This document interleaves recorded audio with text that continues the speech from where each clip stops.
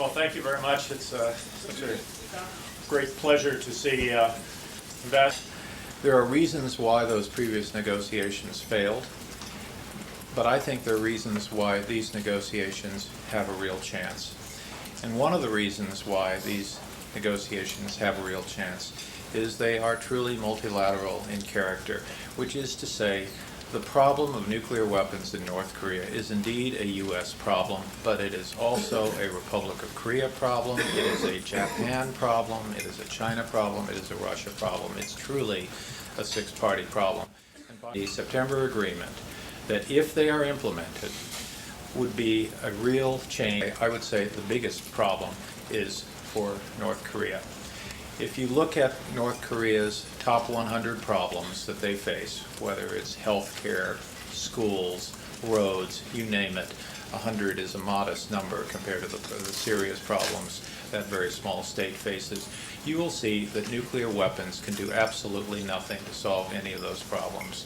Nuclear weapons are really a curse for North Korea. Clearly, to hold up the issue of the six-party process because of a law enforcement. The six-party process, even if we haven't yet solved the issue for which the process is designed, that is the denuclearization of the Korean Peninsula, has actually had the effect of bringing these countries more closely together.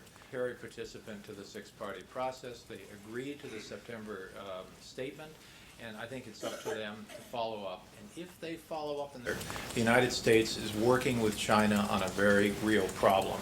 China has a great interest in the success of these negotiations. We had an agreement, which I like to call the Beijing Agreement, the September Agreement on Principles. This was actually a real step forward, and we must give Chinese diplomacy a lot of credit for getting people at the table, for sticking with it, and for producing an agreement in principle. There is no question that China wants this agreement to succeed.